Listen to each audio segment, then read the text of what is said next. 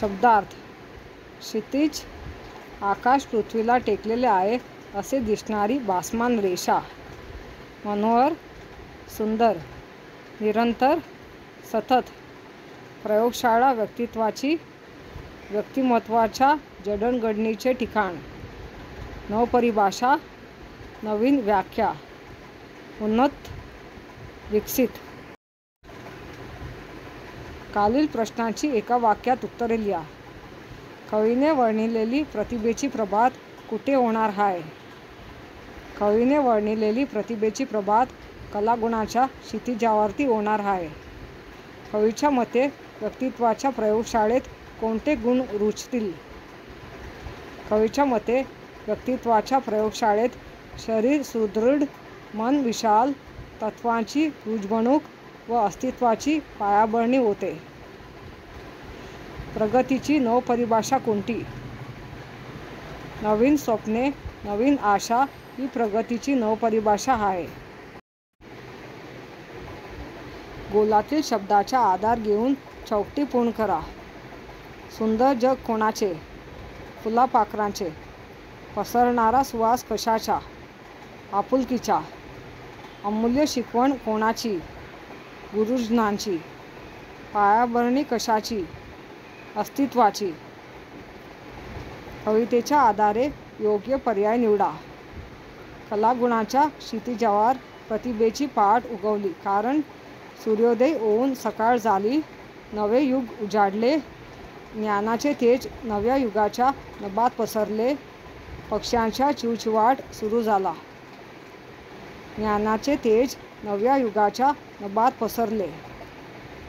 कवीच्या मते मानवतेचे युग म्हणजे मानवांचे युग, नव्या विचारांचे युग, माणसाच्या प्रगतीचे युग, भेदाभेद नसलेले युग.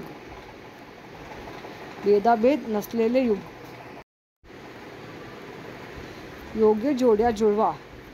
नव्या युगाच्या नभात, नव्या विचारांच्या क्षेत्रात, प्रतिभेची प्रभात, नवनिर्मितीची पहाट, पायाभरणी अस्तित्वाची, स्वतःचे अस्तित्व मजबूत करणे, व्यक्तित्वाची प्रयोगशाळा, व्यक्तित्वाची जडणघडण.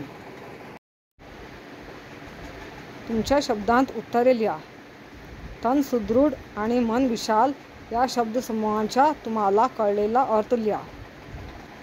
स्पर्धेच्या युगात गुरुजनांची अमूल्य शिकवण मिळाल्यामुळे या जगात वावरताना आमच्या अस्तित्वाची जाणीव आम्हाला झाली आहे.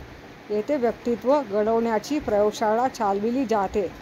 त्या प्रयोगशाळेत रोज नवनवीन प्रयोग घडत असतात आणि त्यामुळेच अशा वातावरणात आमचे तन शरीर सुदृढ बनले आहे आणि आमच्या मनाच्या कक्षाही रुंदावल्या आहेत असे मला वाटते. तुम्हाला कळलेली कवीची प्रगतीची नवपरिभाषा स्पष्ट करा. या नवीन युगाच्या आकाशात ज्ञानाचे तेज पसरल्यावर व नवनिर्मितीची प्रभात झाल्यावर देशाच्या उज्ज्वल भवितव्याची खूण पटेल हे समजावून सांगताना कवी म्हणतात की नवीन स्वप्ने उराशी बाळगणे, नवीन आशेने फुलणे आवश्यक आहे. आपल्या अपार कष्टाने व सततच्या अभ्यासाने आपला देश उन्नत होईल. भेदाभेद नसलेल्या या मानवतेच्या युगात देश प्रगतीपथावर जाईल. हीच प्रगतीची नवीन व्याख्या आहे. ही भरभराटीची व उत्कर्षाची नवीन परिभाषा आहे. मिटून सारे भेद चला रे मानवतेच्या युगात या ओळीचा तुम्हाला कळलेला सरळ अर्थ लिहा. नवीन स्वप्ने उराशी बाळगून नवीन आशेने पल्लवित होऊन प्रगतीची नवीन व्याख्या करूया असा तरुण पिढीला सल्ला देताना कवी म्हणतात, आपल्या मेहनतीने व गाढ अभ्यासाने आपल्या देशाला उन्नत बनवायचे असेल तर आपल्यातील एवे-दावे, भेदाभेद हे सर्व मिटवून टाकायला हवेत, तरच माणुसकीचे युग अवतरेल. मानवतेचे युग निर्माण करूया. त्यासाठी परस्परातील विषमतेचे विष धुडकावून लावूया. सर्व समान आहेत हा विश्वास रुजवूया. कवितेतील यमक जुळणाऱ्या शब्दांच्या जोड्या शोधून लिहा. नभात, प्रभात युगात. मनोहर, सुंदर, निरंतर. अस्तित्वाची, व्यक्तित्वाची, तत्वांची. युगात प्रभात रगारगांत. खालील शब्दांसाठी कवितेतील शब्द शोधा.